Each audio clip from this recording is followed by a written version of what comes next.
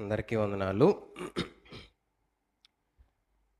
ఆత్మీయ ఎదుగుదలలో శారీరకంగా మనం ఎదిగేటప్పుడు చాలా పరిస్థితుల్లో ఒక స్థాయి, ఒక స్థితి మనకు కలిగిన దాన్ని బట్టి చాలా ఎదిగాము అని అనుకుంటాం. కానీ ఆత్మీయ ఎదుగుదల బయటికి బాహ్యంగా కనిపించకపోయినప్పటికీ కూడా లోపల దేవుని స్వారూప్యత పొందుకొని దానిని బయట క్రియారూపకంగా కలిగించడమే ఆత్మీయ ఎదుగుదలలో ప్రాముఖ్యమైన సంగతి. అందులో భాగంగా మనం దేవుని యొద్దకు వెళ్ళాలి అనే ఒక ప్రయాణంలో ఈ మజిలీ ఈ భూమి మీద 70 ఏళ్ళు, 80 ఏళ్ళు ఇంకా ఎక్కువ బతికితే అది ఆయాసంతో కూడిందని చెప్పి బైబిల్ హెచ్చరిస్తున్న పరిస్థితుల మధ్యలో మనం ఆ పరలోకానికి తగిన జీవితం ఈ భూమి మీద సంపాదించుకోవడానికి ప్రయత్నం చేసే ప్రయాస, మార్గము ఆత్మీయ ఎదుగుదల. ఎందుకు ప్రయాస అని అన్నాను అనంటే, శరీరం దానికి నచ్చినట్టుగా నడవమని చెప్తుంది. ఆత్మ దేవుని మాటను వెంబడించమని చెప్తుంది. ఏది కోరుకుంటే మనకి లోపల ఏర్పడేది పోరాటం. అందుకే ప్రయాసతో కూడిన పరిస్థితి అయినా అది మనకి లాభసాధకమైనది అని చెప్పి దేవుని మాటలు మనకి నేర్పిస్తూ ఉంటాయి. అందులో భాగంగా మనం పేతురు రాసిన 2వ పత్రికలోంచి కొన్ని విషయాలు ధ్యానిస్తూ సహోదర ప్రేమయందు దయ అనే విషయాన్ని ఆలోచిస్తూ ఉన్నాం. దయ అంటే ఏంటో మనం కొన్ని విషయాలు చూడగలిగాం. దయ ఇచ్చేదిగా అవి ఉంటుంది అని చెప్పి చూడగలిగాం. రెండోదిగా దయ అంటే ఇతరులది నా దగ్గర ఉన్నది అని మనం భావించి మన దగ్గర ఉన్న వాటిని వారికి ఎప్పుడు ఎలా ఇవ్వాలి అనే ఆలోచనతో మనం ముందుకు వెళ్ళాలి అని చెప్పి నేర్చుకుంటా ఉన్నాం. అందులో మనం 2 భాగాలుగా మనం చూడగలిగాం. మరొక ఆలోచనలో నుంచి కొన్ని విషయాలు నేర్చుకోవడానికి ప్రయత్నం చేద్దాం. ఒక 2 సంఘటనలు మన ముందు పెడతాను. దాన్ని బట్టి మనం ఆలోచించి సమాధానం చెప్పడానికి ప్రయత్నం చేద్దాం. మొదటిది ఏంటనంటే, ఒక ఆయన ఊరు వెళ్ళిపోతూ కూడా వారు ఇంట్లో పెంచుకుంటున్న ఆ కుక్కని పొరుగు వాడి ఇంటికి ఇచ్చేసి, అయ్యా మేము ఊరు వెళ్తా ఉన్నాం, కొంచెం దీన్ని చూడండి అని చెప్పి ఆ కుక్కని ఆ ఇంట్లో పెట్టారు. పెడితే వీరు జనరల్గా కుక్కలు అందరికీ నచ్చుతాయా, కొంతమందికి నచ్చుతాయా? కొంతమందికే నచ్చుతాయి. వీళ్ళు సరే అని చెప్పి ఆయన ఆ కుక్కని తీసుకొని బయట కట్టారు. కట్టేసి ఆయన ఊరు వెళ్ళిపోయాడు. ఈ కుక్కని వాళ్ళు పెంచుతూ ఉన్నారు. ఫుడ్ పెట్టిన ఒక గంట మౌనంగా ఉంటుంది. తర్వాత గట్టిగా అరుస్తుంది, చాలా గట్టిగా అరుస్తుంది. అరుస్తుంటే ఈ కొత్త యజమాని, పొరుగువాడు కదా, కొత్త యజమాని, ఎవరో వచ్చారేమో కుక్క అని చెప్పి బయటకు వచ్చి చూస్తే ఎవ్వరు లేదు. ఇదేమో వాళ్ళ వైపు చూస్తే ఇలా నాలుక బయటికి చాపి అంటుంది. దీనికి దాహం వేస్తుందేమో అని చెప్పి ఆయన నీళ్ళు తెచ్చి పెడితే ఆ నీళ్ళు తాగేసి మళ్ళీ 10 నిమిషాల గ్యాప్లో మళ్ళీ అరుతుంది. అయ్యో ఎవరన్నా వచ్చారా అని చెప్పి మళ్ళీ బయటకు వచ్చి చూస్తే మళ్ళీ ఎవరు లేరు, ఇదెందుకు ఎలాగ అరుతుందని చూస్తే అది మళ్ళీ అంటుంది. ఇప్పుడే కదా నీళ్ళు తాగింది, మళ్ళీ ఆకలేస్తుందేమో అని మళ్ళీ కొంచెం పెడితే మళ్ళీ తినేసి మళ్ళీ ఒక గంట గ్యాప్ ఇచ్చి మళ్ళీ అరుతుంది. ఈయనకి బుర్ర పాడైపోయి వాళ్ళ కుక్క నాకెందుకురా ఈ బాధ, ఎప్పుడు వస్తాడో ఊరు వెళ్ళాడు అని చెప్పి ఎదురు చూసి మామూలుగా ఫోన్ చేసి ఎలా వెళ్ళారండి అని చెప్పి ప్రయాణం అంతా బాగా జరిగిందా, ఉత్తినే ఈయన బాధ అంతా ఏంటి, ఆయన ఎప్పుడు రిటర్న్ వచ్చేస్తే ఈ కుక్కని ఇచ్చేద్దామని చెప్పి ప్రయాణం అంతా బాగా జరిగిందంటే అంతా బాగానే జరిగింది, అన్ని ఏర్పాట్లు బాగానే జరిగాయంటే అన్ని ఏర్పాట్లు బాగానే జరిగాయి, రిటర్న్ టికెట్ కూడా బుక్ చేసుకున్నారా అని అడుగుతున్నాను. రిటర్న్ టికెట్ అండి, ఇంకా లేదండి అంటే, ఇంకా లేదా అంటే టికెట్లు దొరికితే దొరకవో ముందు చేసేసుకోండి అని చెప్పి ఈయన బాధ వ్యక్తపరుస్తున్నాడు. ఎందుకు, ఈ కుక్క బాధ ఈయన పడలేక. వీళ్ళ భార్య ఈయన్ని చూస్తూ, నీకు ఊరి మీద ఈ దాన ధర్మాల కార్యాలు ఎక్కువైపోయి ఈ పనులన్నీ నా నెత్తిమీద పెడుతున్నావు, నీకేడిపోయింది, దాని సేవ అంతా నా మీద పడుతుందని ఈ రకరకాల బాధ ఆవిడికి పడుతూ, ఎప్పుడు వస్తారో కనుక్కున్నావా లేదా, ఈవిడ బాధ అంతే. ఇది ఈయనేమో మాటల్లో ఎంత ఎన్ని రకాలుగా మాట్లాడినా ఆడు ఎప్పుడు వస్తాడో చెప్పట్లే. ఈ భారం ప్రయాస వీళ్ళంతా పడుతుంది. ఒక వారం పడిందండి. వారం తర్వాత వాళ్ళు వస్తున్నట్టుగా వాహనాల సౌండ్లు లాగానే వచ్చారేమో, చూడు చూడు బేగులు చూడంటే బయటికి వెళ్ళి చూశారు. వాళ్ళు వచ్చారు. రాగానే వీళ్ళు పలకరింపులు తర్వాత ఈ కుక్కను పట్టుకుని ఈవిడ వెళ్ళిపోయి, ఇదిగోండి మీ కుక్క అని చెప్పి ఇచ్చేస్తే, పర్లేదండి అని అంటే, అలా కాదు దీని మీద బెంగెట్టుకున్నారేమో, ముందు దీన్ని తీసుకొని దీన్ని పలకరించండి అని నిజం బెంగ భారం దాన్ని ఎప్పుడు వదిలించేసుకుందాం అని చెప్పి ఇచ్చేశారు. కొంతకాలం గడిచింది. అది కుక్క చనిపోయింది. ఇప్పుడు ఈవిడ హమ్మయ్య అంటుంది. హమ్మయ్య ఇప్పుడు వీళ్ళు ఊరెళ్ళినా ఏం చేయరు? కుక్కని తేరు. మళ్ళీ ఎక్కడ కొత్త కుక్కని తెత్తారని చెప్పి ఈవిడ మాటల్లో మాటలు కలిపి, అయినా కుక్కలు అంత మంచిది కాదులెండి అని అంటే, అదేనండి మా పిల్లలు కూడా బాగా అటాచ్మెంట్ అయిపోతున్నారు కుక్కను పెంచుకోకూడదని చెప్పి ఆయన మాట్లాడుకొని ఏదో చేశారు. ఇప్పుడు కుక్కను బదులు కోడి పిల్లల్ని తెచ్చారు. కోడి పిల్లని తెచ్చి కోడి పిల్లని పెంచుకుంటున్నారు. కోడి పిల్లని పెంచుకుంటే ఈవిడ బాధ అంతా ఏంటంటే ఆడు బయటికి వెళ్ళినప్పుడల్లా అది తెచ్చి ఎక్కడ వదిలేస్తారు? ఈ ఇంట్లో వదిలేస్తారు. అది కూడా కొంతకాలం గడిచింది. గడిచిన తర్వాత ఆ పిల్లలు కూడా బాగా ఎదిగాయి. బాగా ఎదిగిన తర్వాత వీళ్ళు కూడా మళ్ళీ ఊరెళ్తూ, అమ్మ ఇప్పుడు ఈ కోడిని చూడండి అని చెప్పి తీసుకొచ్చి ఆవిడ ఇంట్లో పెట్టారు. ఈవిడేమో అలా ఆయన కాస్త చూస్తుంది. నువ్వా చెప్పవు, ఈ సేవ నాకు తప్పదని. అదేమో రోజుకో గుడ్డెడుతుందండి. కుక్కేమో ఖర్చు చేసేది, కోడేమో రోజుకో గుడ్డెడుతుంటే ఈయన అడిగాడు, కోడి రోజుకో గుడ్డెడుతుంది ఏం చేద్దామని అంటే, ఏమో అండి ఆలుగుడ్డు కదా ఆయన్ని అడగండి అని అంటే ఆయనకి ఫోన్ చేశాడంట. ఏంటి ఇది రోజుకో గుడ్డెడుతుంది ఏంటండి అని అంటే, మీ దగ్గర ఉంది కదండి మీరు తినండి అని చెప్పి ఆయన చెప్పాడు. ఈ మాట ఈవిడికి చెప్పాడు. అమ్మాయి ఆయన కోడిగుడ్డు మనల్ని తినేమంటున్నాడు అని అంటే, అవునా సర్లేండి అన్నాడు. రోజుకో గుడ్డెడుతుంది కదా వీళ్ళకి ఏదో తెలియని ఆనందం. మా సేవ ఒకప్పుడు చాలా సేవ చేయించుకుంది ఆ కుక్క, ఈ కోడి చాలా మంచిది అని చెప్పి ఆ కోడి గుడ్డు పెడతా ఉంటే ప్రతిరోజు ఆ గుడ్డుని తినడానికి చాలా ఆనందిస్తూ ఉన్నారు.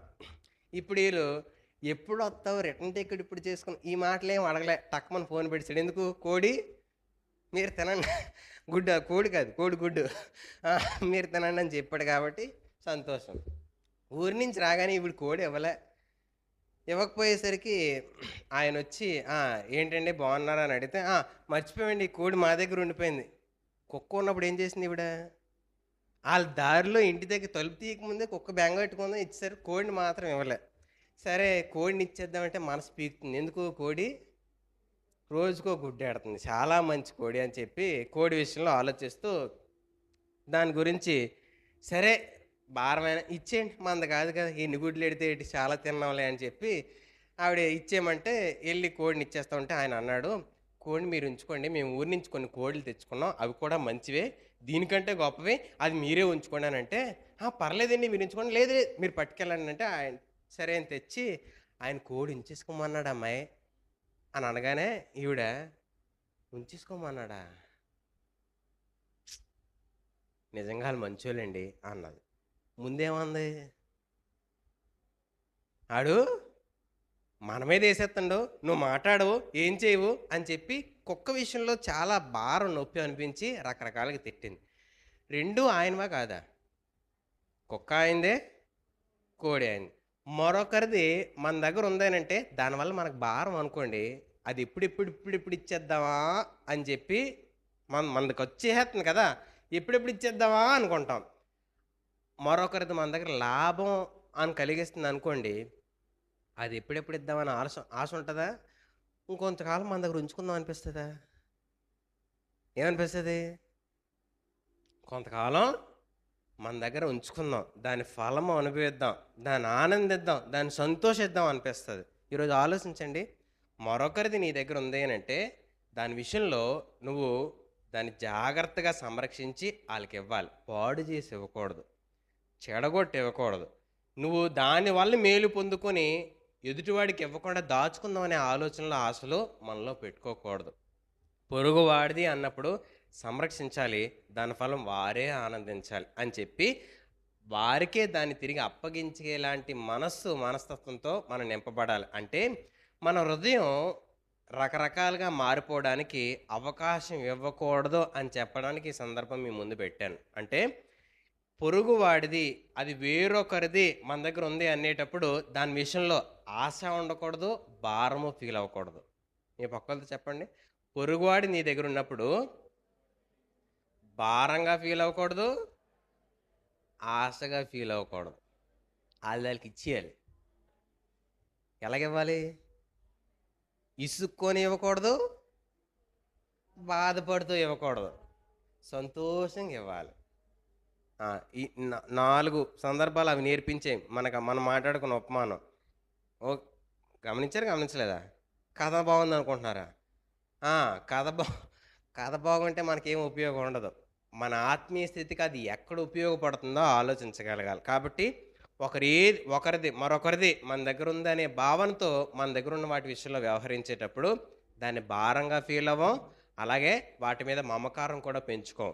వారికి ఎప్పుడు ఇచ్చేయాలో అప్పుడు సంతోషంగా ఇస్తాం. దానిలో ఏ రకమైన మరొక ఆలోచన మనలో దాచుకోకుండా పంచుకోగలం. ఎందుకు ఈ మాటలనంటే ఒకసారి ఈ మాట చదువుదాం. లూకా సువార్త 11వ అధ్యాయము. లూకా సువార్త 11వ అధ్యాయము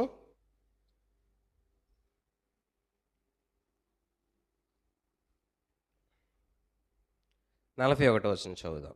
లూకా సువార్త 11వ అధ్యాయం 41వ వచనం. కాగా మీకు కలిగినవి ధర్మము చేయుడి, అప్పుడు మీ కన్నీయు శుద్ధిగా ఉండును. ఏంటవుతుందంట? మీకు కలిగినవన్నీ ఇస్తే ఏమవుద్ది? శుద్ధి అవుతుందంట. నిజానికి ఇస్తే క్లీన్ అవుతుందా? ఇస్తే క్లీన్ అవుతుందా? దేవుని మాట ఏం చెప్తుంది? నీకు కలిగినవన్నీ కూడా ధర్మం చేస్తే నువ్వు శుభ్రపరచబడతావు, నువ్వు శుద్ధి చేయబడతావు అని చెప్తా ఉంది. ఈరోజు శుద్ధి చేయబడడానికి రకరకాల ప్రయాసాలు పడతా ఉంటారు. ఏదేదో చేయడానికి ఇష్టపడతా ఉంటారు. అందులో భాగంగానే దానం చేస్తారు, ధర్మం చేస్తారు, లేకపోతే మరొకరికి క్షేమం చేకూరేలా ఏదో చేస్తే మనకి కలుగుతుంది అనే భావన ప్రతి ఒక్కరికి కలుగుతూ ఉంటుంది. ఈయన ఏం చెప్తున్నాడు అంటే, హృదయాన్ని శుద్ధపరుచుకోగలిగిన జీవితం నీకు ఎప్పుడైతే ఉంటుందో అది నీకు పవిత్రత కలుగు చేస్తుంది తప్ప మరి ఇంకే ప్రయత్నం నీ చేతుల ద్వారా, నీ పనుల ద్వారా, క్రియల ద్వారా, వస్తువుల ద్వారా నీకు శుద్ధి కలగదురా బాబు. నీ లోపల నీ అంతరంగాన్ని శుద్ధిపరచుకోవాలి. అంటే ఇప్పుడు మనం మాట్లాడుకున్నాం కదా 2 సందర్భాల్లో. వారి హృదయంలో ఏదో అభిప్రాయం కలిగింది పొరుగువాడిది ఇచ్చే విషయంలో. ఒకటి విసుగు, ఒకటి ఆశ. ఈ విసుగు, ఈ ఆశ, ఈ 2 కూడా వారిలో ఉంచుకుంటూ పొరుగువాడికి ఇచ్చేశారు. కానీ హృదయంలో ఏదో తెలియని భారం అనుభవించారు, ఏదో తెలియని కోరిక కూడా అనుభవించారు. ఆ 2 ప్రమాదం.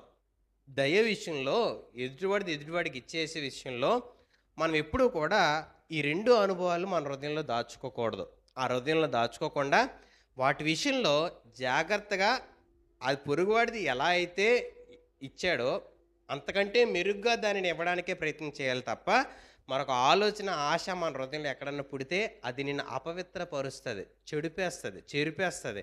బాహ్యంగా చాలా పనులు చేసి నువ్వు బాగుపరచబడ్డాం, శుద్ధి చేయబడ్డాం అని ఆలోచించే క్రియల కంటే నీ అంతరంగాన్ని పరిశీలించుకొని శుద్ధిపరుచుకునే జీవితానికి ఎప్పుడైతే ఎదుగుతామో నీ దయ నీకు క్షేమాన్ని చేకూరుస్తుంది. నీ దయ నీ ఎడల ప్రతిఫలాన్ని సమకూర్చి నీకు దీవెనదాయకంగా మారుతుంది. లేకపోతే నీ చర్య నిన్ను దీవెనదాయకంగా మార్చదు, కానీ నీ అంతరంగంతో కూడిన చర్య నేను దీవెనకరంగా నీకు నీ జీవితంలో దేవుడు కలుగు చేసుకొని నీకు కావాల్సింది, నీ ఉపయోగకరమైంది, నీకు క్షేమాన్ని చేకూర్చేది దేవుడు ద్వారా నువ్వు పొందుకునేలా ఖచ్చితంగా చేస్తూ ఉంటుంది. కాబట్టి మనం చేసే చర్య ఎలాంటిదో ఖచ్చితంగా పరిశీలించుకోకపోతే మనం హృదయంలో ఒక ఆలోచనలో కలిగి ఉంటాం, కానీ చర్యల విషయంలో చాలా మంచిగా ఇతరులకు కనబడుతూ ఉంటాం. కానీ దేవుడు చూసేది చర్యతో పాటు హృదయంలో కలుగుతున్న ఆలోచనలు ఎలా ఉన్నాయి,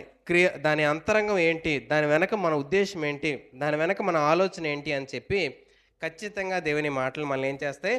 పరిశీలిస్తాయి, పరీక్షిస్తూ ఉంటాయి. కాబట్టి ఆ పరీక్షకు మనం నిలబడాలి అని అంటే, తాలుకొని దేవుని యొద్దకు రావాలి అని అంటే మన అంతరంగం ఎలా ఆలోచిస్తుంది, ఎలా స్పందిస్తుంది అనే విషయాల్ని ఖచ్చితంగా పరిశీలించుకోవాలి. మనము ఇతరులది మన దగ్గర ఉండేటప్పుడు మనం ఎలా దాని విషయంలో స్పందించాలనే విషయాలు మనం నేర్చుకున్నవి ఒకసారి మరలా జ్ఞాపకం చేస్తున్నాను. ఏంటనంటే, వెంటనే స్పందించే గుణం మనకు ఉండాలి. రెండోది అది ఎవరికి ఎప్పుడు ఎలా ఇచ్చేయాలి అనే భావనతో మనం నిరంతరం వెతుకుతూ ఉండాలి. మూడోది తొందరపడకుండా సమయానుకూలంగా స్పందించాలి. నాలుగోది మేలు జరిగేలా చేయాలి. ఐదోది కఠినంగా మనం కొన్నిసార్లు వ్యవహరిస్తూ రైట్ టైంలో దాన్ని నెరవేర్చడానికి ప్రయత్నం చేయాలి. ఐదోది సుఖము సమయము చూడకుండా వాటి విషయంలో జాగ్రత్తతో మన దయను చూపించగలిగేలా ప్రయత్నం చేయాలి. మనం ఉపయోగించే ప్రతి దయ చర్య కూడా మన విలువను పెంచుతా తప్ప విలువను తగ్గించదు అనే భావనతో ఆ చర్యను చేయాలి. అలాగే అనుకూల సమయంలో దేవుడు దానిని విని మనకి తగిన చర్య చేస్తాడనే జ్ఞానంతో చక్కగా దాని విషయాల్లో నడుచుకోవాలని చెప్పి నేర్చుకున్నాం. ఇప్పుడు దేవుడు మన ద్వారా ఏం చేయాలనుకుంటున్నారో దానిని చూస్తున్నాడు అని చెప్పి నేను ఏం చేయగలనా అని వెతకాలి తప్ప నా స్థితిని బట్టి నాకు ఉంటే చేస్తాననే భావనలో నుంచి బయటకు వచ్చి నేను దేవునికి ఎలా ఉపయోగపడగలనని చెప్పి వెతకాలి. అలాగే ఆయనే వచ్చి మన పక్షంగా యుద్ధం చేసేలాగా దయ చేస్తుంది అనే విషయాల్ని మనం నేర్చుకున్నాం. ఈరోజు దాన్ని కొనసాగింపుగా మరికొన్ని విషయాలు నేర్చుకుందాం. కీర్తన 102 12-13 వచనాలు చదువుదాం. కీర్తన 102 12-13 వచనాలు చదువుదాం.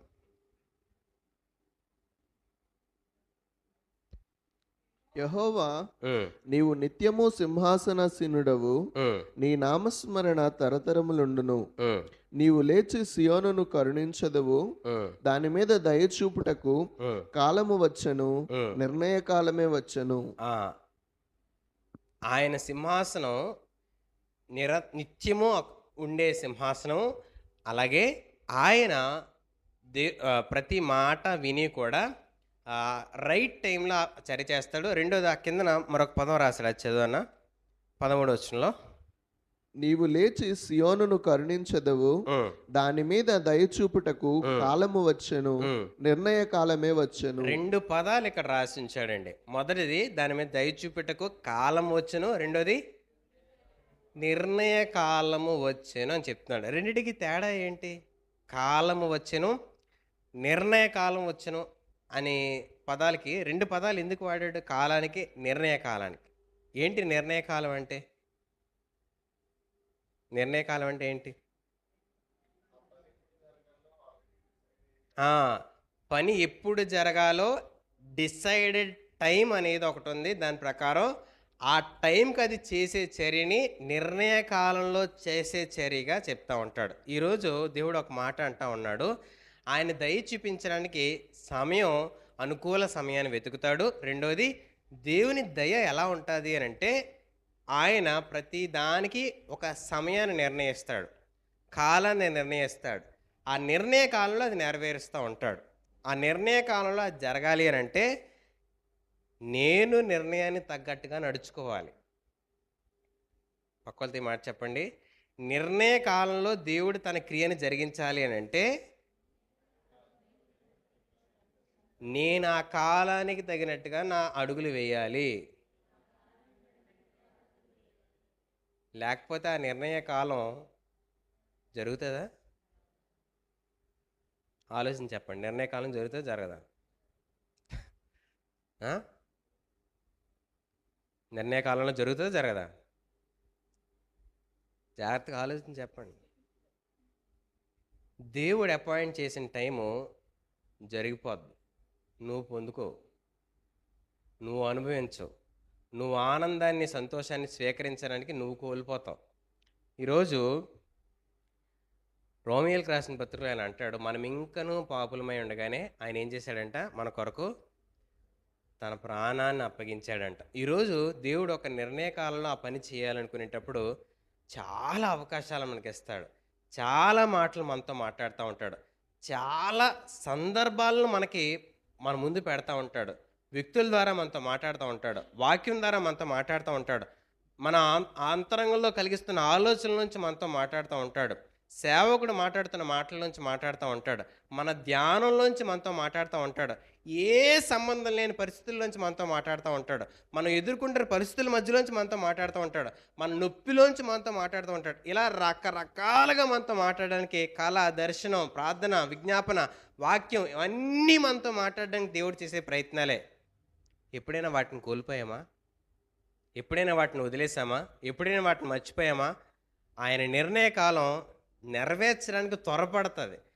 నెరవేర్చడానికి ఆసక్తితో ఎదురు చూస్తూ ఉంటుంది. దేవుని మాట నెరవేర్చాలి, దేవుని మాట జరిగించాలి, దేవుని క్రియను నెరవేర్చాలి అని చెప్పి నీటి మీద ఆయన పడిన మాట కూడా తిరిగి వెనక్కి వస్తుందని చెప్పి చెప్తా ఉంటాడు భక్తుడు. అంటే ఒకసారి నీటి మీద పడితే అది అడుగు భాగానికి వెళ్ళిపోతుంది, అది ఎవరికీ అంతు చిక్కనిదిగా మారిపోతుంది అని అనుకుంటాం. కానీ అది కూడా వెనక్కి వచ్చి, ఇదిగో ప్రభా నువ్వు మాట్లాడావు, ఇదిగో నువ్వు మాట్లాడిన దాని ఫలితం ఇదిగో ఇలా ఉంది, ఇలా జరిగింది, ఇలా నెరవేరింది అని చెప్పి ఆయన మాటలు నెరవేరుస్తూ ఉంటాయి. ఈరోజు ఆ మాటలు తన కార్యాన్ని నెరవేర్చడానికి సిద్ధపడతా ఉంటే మనం ఎలా ఉన్నాం? నిర్ణయ కాలానికి తగినట్టుగా నడుచుకుంటున్నామా? నిర్ణయ కాలానికి తగినట్టుగా మన జీవితాన్ని వెల్లబుస్తూ ఉన్నామా? ఆ నిర్ణయ కాలం ప్రకారంగా మనం కూడా అడుగులు వేయాలి అంటే మనకు కావాల్సింది ఏంటో బాబు అని అంటే దేవుని మాట. ఈరోజు దేవుని మాట చేత ఎంత సహవాసం మనం కలిగి ఉండగలిగితే, దేవుని మాట చేత ఎంత ధ్యానపూర్వకంగా మనం ఉండగలిగితే, కీర్తనకారుడు ఆ మాట రాస్తాడు. చదువుదాం ఒకసారి. మొదటి కీర్తన 2వ వచనం. యెహోవా ధర్మశాస్త్రమునందు ఆనందించు దివారాత్రము దానిని ధ్యానించువాడు ధన్యుడు. యెహోవా ధర్మశాస్త్రమునందు ఆనందించు దివారాత్రము దాన్ని ధ్యానించువాడు ధన్యుడు. అతడు నీటి కాలువలు ఎవరైనా నాటబడినదే ఆకు వడక తన కాలమందు ఫలమిచ్చు చెట్టు వలె నుండును. అతడు చేయనుదంతా కూడా ఏమవుద్దంట? సఫలమవుద్దంటే ఆ రైట్ టైంలో రైట్ ఫ్రూట్ నీలోంచి వచ్చేయాలి అని అంటే నువ్వు ఆనందించాల్సింది ఎవరితో అనంటే దేవుని మాటతో. నీ ఆనందానికి కారణం ఎవరు? దేవుడై ఉండాలి. దేవుడా ఇంకేమన్నా కారణం? మొన్న ఒక చెల్లి అంటుంది ఏంటనంటే, క్రైస్తవులకు ఉండే ధన్యత ఏ పండగైనా ఆనందించవచ్చు, ఏదైనా మనం చేసుకోవచ్చు అని అన్నారు. నిజంగా ఏదైనా చేయొచ్చా? ఏ పండగైనా ఆనందించవచ్చా? నీకంటూ ఒక క్రమం, పద్ధతి, నీకంటూ ఒక నీతి ఉందా లేదా?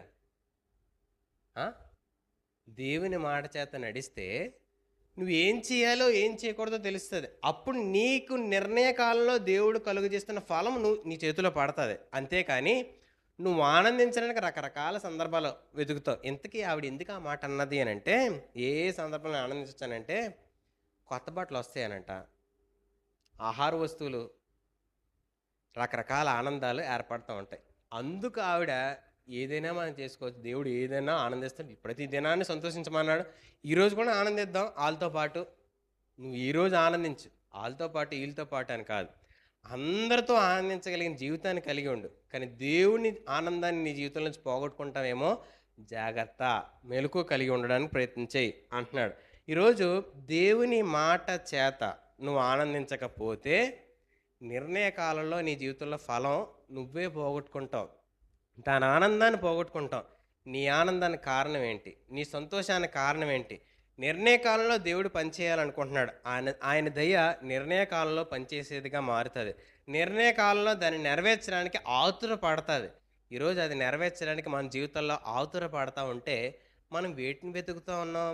దేవుని నిర్ణయాన్ని మన జీవితంలో నెరవేర్చడానికి ఎవరిదో నీ దగ్గర ఉండిపోయింది, దాని విషయంలో బాధ లేదా, భారం లేదా, ప్రయాస లేదా, దుఃఖం లేదా, మరొకరిది నీ దగ్గర ఉండిపోయింది అని అంటే ఆ వస్తువు కలిగిన వ్యక్తి బాధ దుఃఖం కలిగి ఉంటాడా, కలిగి ఉండడా?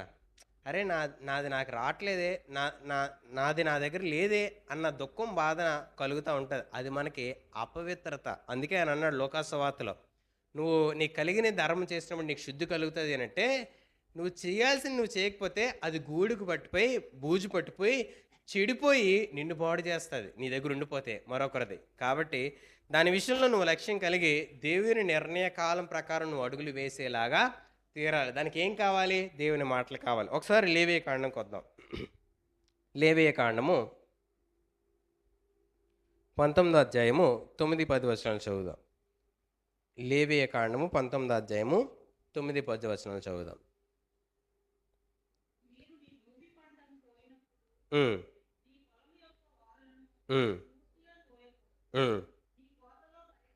ఉమ్, ఉమ్, ఉమ్, ఉమ్, ఉమ్, ఉమ్, ఉమ్, ఉమ్, ఉమ్.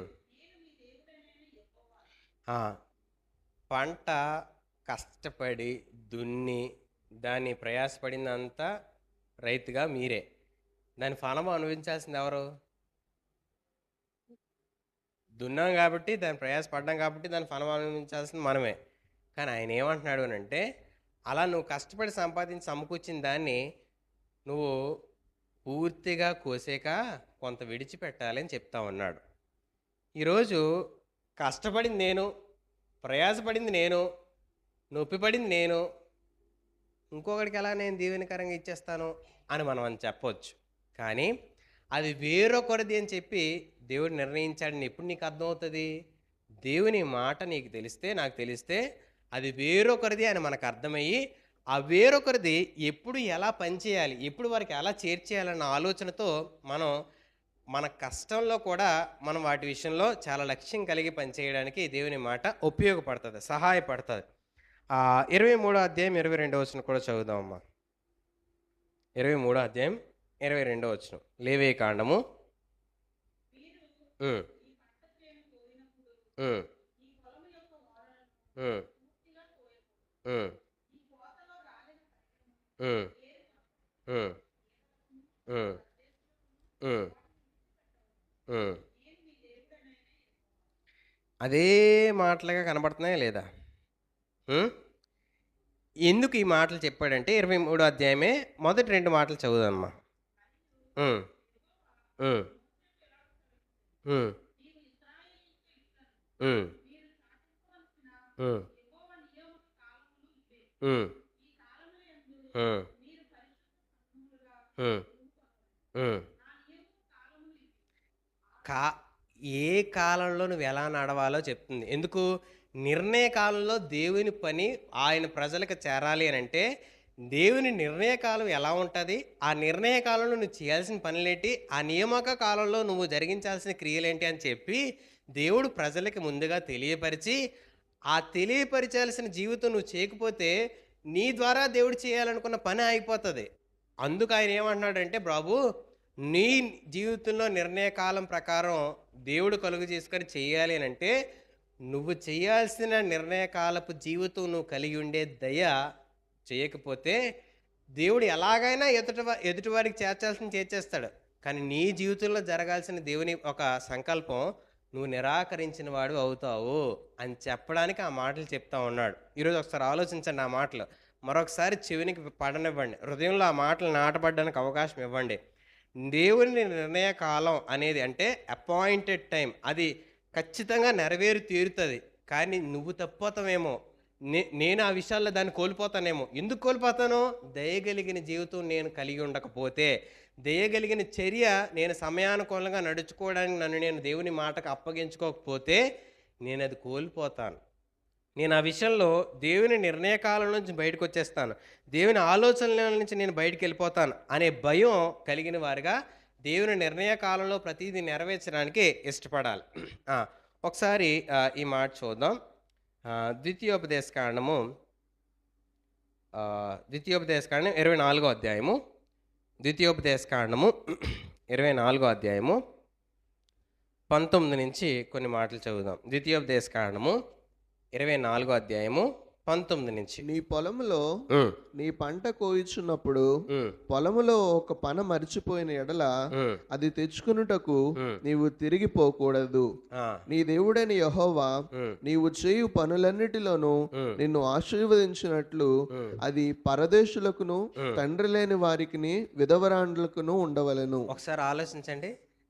ఎప్పుడైనా మనం అన్ని పంట అంతా కోసిన తర్వాత చక్కగా పేర్చుకొని ఇవన్నీ పట్టుకెళ్ళిపోదాం అనుకున్న తర్వాత మర్చిపోతారు ఎవరన్నా? మర్చిపోతారా? మర్చిపోకుండా అది వచ్చేస్తాం. ఒకవేళ మర్చిపోతే మనం ఏం చేస్తాం? కబురు పెట్టి నువ్వు వచ్చినప్పుడు తెచ్చి, లేకపోతే మరలా వెళ్ళి దాన్ని తెచ్చేసుకుందాం అనిపిస్తుందా? ఎవరికొద్దండి? కష్టపడిన ఎవరికొద్దు? కావాలి. ఈయన ఏమంటున్నాడు? నువ్వు మర్చిపోతే తేవద్దు, వదిలే అంటున్నాడు. ఎప్పుడైనా ఎవరి దగ్గర, ఇంటి దగ్గర మీ విలువైనది ఏదైనా మర్చిపోతే పోన్లే వాళ్ళు వాడుకొని అని వదిలేసే మనసు వస్తుందా? గాబరు వచ్చేది ఏమని? నువ్వు మర్చిపోయావని గుర్తు రాదు, ఆడు తీస్తాడేమో. ఎంత దౌర్భాగ్యమైన పరిస్థితి ఆలోచించండి. నువ్వు మర్చిపోయింది ఎవరు? మనం. అభియోగం ఎవరి మీద వేస్తాం? ఆడు తీస్తాడేమో. మర్చిపోయిన దాని విషయంలో ఆలోచన లేకుండా ఉండమని నీకు చెప్తే, మర్చిపోయింది కాక మర్చిపోయిన దాని విషయంలో నింద వేయడానికి చాలామంది ప్రయత్నం చేస్తూ ఉంటాడు.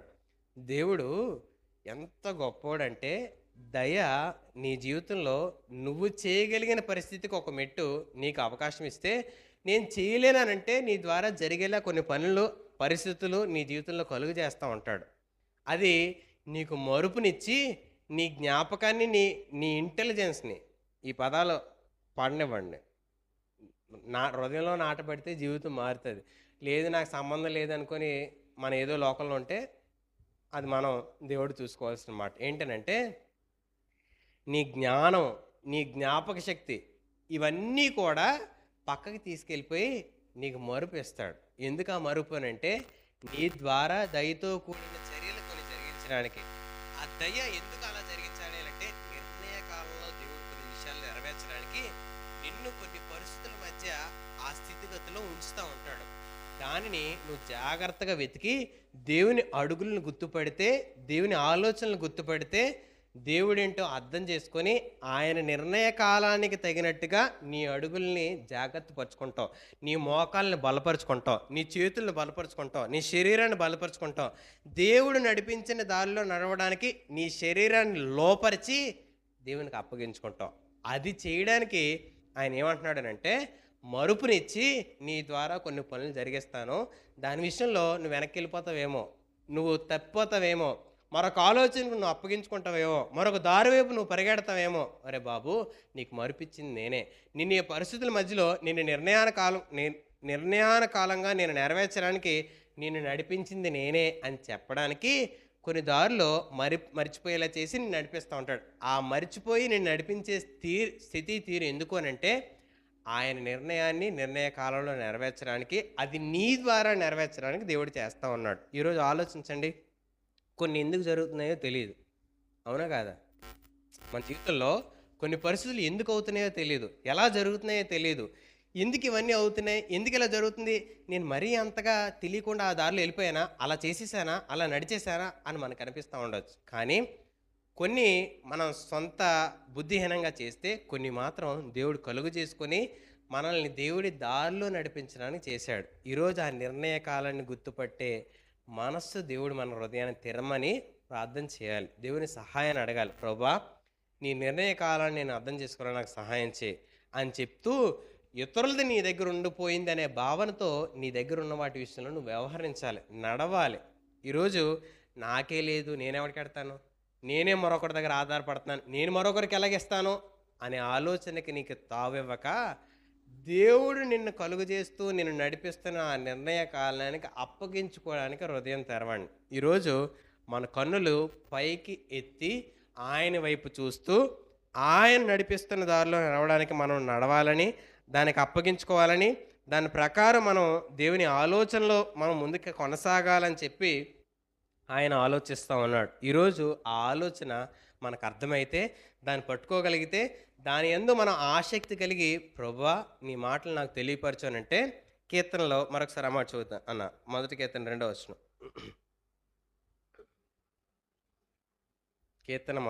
కీర్తన 2వ వచనం. యెహోవా ధర్మశాస్త్రం ఆనందించు, దివారాత్రము దానిని ధ్యానించేవాడు ధన్యుడు అంటున్నాడు. అంటే అది నీకు అర్థం అవ్వడానికి నీ మనసు తెరిస్తే నువ్వేం చేస్తావు అనంటే, దేవుని మాటను పట్టుకోవడానికి ఇష్టపడతావు, దేవుని మాట దగ్గరకు వచ్చేస్తావు, దేవుని మాటతో నడవడానికి ఆ పరిస్థితులన్నింటినీ కూడా నీ జీవితంలో ఏం జరుగుతున్నాయో, నీ అంతరంగంలో ఏం జరుగుతున్నాయో, నీ ఆలోచనలు ఏం జరుగుతున్నాయి, ఇవన్నీ కూడా పక్కన పెట్టి దేవుని మాట ఏం నెరవేర్చడానికి ఇష్టపడుతుంది, ఏం చేయడానికి ఇష్టపడుతుంది అని చెప్పి దాన్ని వెతుకుతూ ఆ మాటలో నడవడానికి ఇష్టపడతావు. అంటే ఈరోజు కొంతమంది కొన్ని పంతాలు ఉండొచ్చు, కొన్ని పోరాటాలు ఉండొచ్చు, కొన్ని నెరవేర్చుకోవడానికి కావలసిన ఆ పటిమ, ఆ పోరాట పటిమ మనకు ఉండొచ్చు. అయితే అవన్నీ వదిలి దేవుని మాటకు అప్పగించుకోగలిగితే నీ ద్వారా దేవుడు జరిగించాల్సిన చర్యకి నువ్వు ఆటంకంగా లేకుండా అది నిర్ణయ కాలంలో నెరవేర్చడానికి దేవుడు అవకాశం తీసుకుంటా ఉంటాడు. అందుకే అంటున్నాడు 102వ కీర్తన 12:13లో ఆయన సింహాసనం ఎలా ఉందనంట, నిత్యము ఉంది. దాని విషయంలో ఆయన ఏం చేస్తాడు? 102, 12, 13 సింహాసనాసీనుడవు, యెహోవా నిత్యము సింహాసనాసీనుడు, నీ నామస్మరణ తరతరములుండును.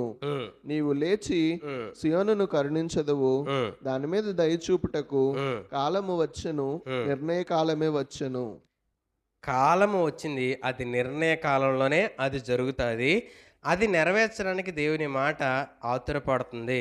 ఈరోజు ఆ మాట నీకు అర్థమైతే నీ హృదయాన్ని శుద్ధి చేసుకుంటావు. చర్యతో ఆగిపోక హృదయాన్ని సరి చేసుకొని అది చర్యలో చూపించడానికి ఇష్టపడుతున్న నీ జీవితంలో కలుగు చేస్తున్న ప్రతి అడుగుని గుర్తుపట్టి దేవుని మాట దగ్గరకు వచ్చి ఆ మాట చేత ఆ నిర్ణయ కాలానికి తగిన సిద్ధపాటు మనం కలిగి ఉంటూ జరిగించే చర్య, దయ నీ దగ్గర ఉన్న వాటి విషయంలో నువ్వు కాదు అధికారివి, దేవుడు అధికారి అని చెప్పేలాగా నువ్వు బతుకుతూ ఉంటావు. ఈరోజు వేరొకరిది మన దగ్గర ఉండి మనం దాని విషయంలో ఒక కాపలాదారుడిగా ఉన్నవారిగా మనం బతకాలి అని అంటే, ఈరోజు మనం అర్థం చేసుకోవాల్సిన ఒక ప్రాముఖ్యమైన సంగతి ఏంటి అంటే, మన పైన మనం అధికారిగా కాక దేవుని అధికారిగా ఒప్పుకోవాలి.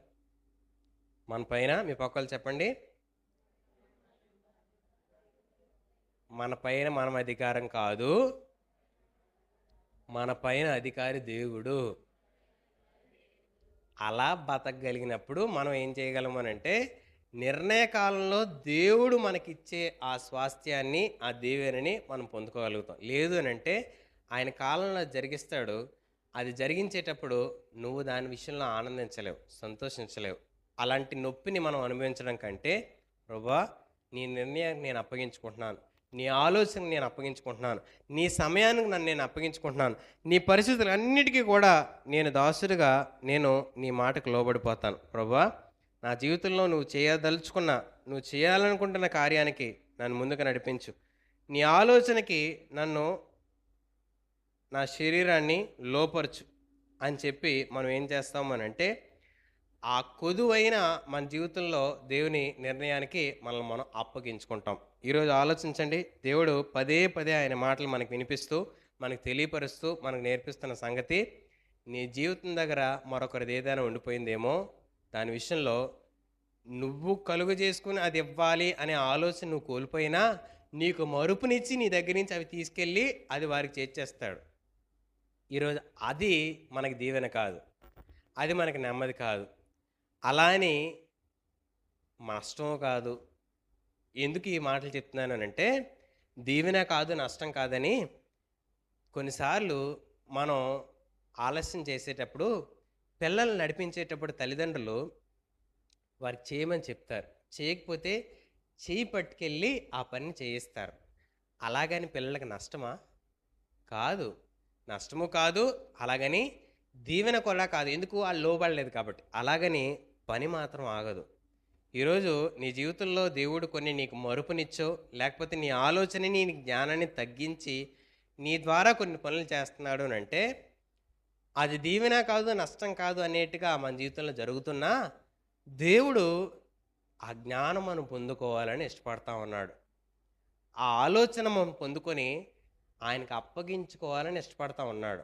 ఈరోజు దేవుని మాటకు అప్పగించుకొని, ఆయన ఆలోచనకి మన శరీరాన్ని అప్పగించి, వేరొకరిది ఏది కూడా మన జీవితంలో ఉంచుకోకుండా, దాచుకోకుండా, నీ ద్వారా దేవుడు చేయాలనుకున్న ఏదైనా కూడా దాని విషయంలో నువ్వు నేను ఆటంకంగా నిలబడకుండా, దేవుడు కలుగు చేసుకొని చేసే కంటే ముందే మనల్ని మనం అప్పగించుకొని మరొకరిది అది పనిచేయడానికి కావాల్సిన సిద్ధపాటు మనం కలిగి ఉండగలిగితే, అది ఆ ఫలం ఆనందించగలుగుతాం. మన చర్యని బట్టి అది ఇతరులకు దీవెనకరంగా మారుతుంది. దేవుని నిర్ణయ కాలంలో మనం దేవుని కాలాన్ని బట్టి మనం నడుచుకున్న వారిగా మన జీవితాలు మారుతాయి. కాబట్టి ఆ స్థాయికి మనం నిలబడాలని ఈ మాటలు మనకి ఒక్కసారిగా వింటే మన హృదయంలోకి చేరకపోవచ్చు, కానీ పదే పదే ఆ మాటలు, దేవుని మాటను పట్టుకొని ధ్యానించినా, ఈ మాటలు వినడానికి పదే పదే ప్రయత్నం చేసినా నీతో దేవుడు నడిచే ఆ అనుబంధం, నీతో దేవుడు నడుస్తున్న ఆ పరిస్థితి, నీ చుట్టూ ఆవరించి ఆయన నెరవేర్చాలనుకుంటున్న ఆయన సంకల్పం నువ్వు పట్టుకోవడానికి దేవుడు సహాయం చేస్తాడు. కాబట్టి ఆ సహాయం మనం పొందుకొని దేవునిలో నిలవబడడానికి ప్రయత్నం చేద్దాం. దేవుని సహాయం అడుగుదాం, ప్రార్థన చేసుకుందాం.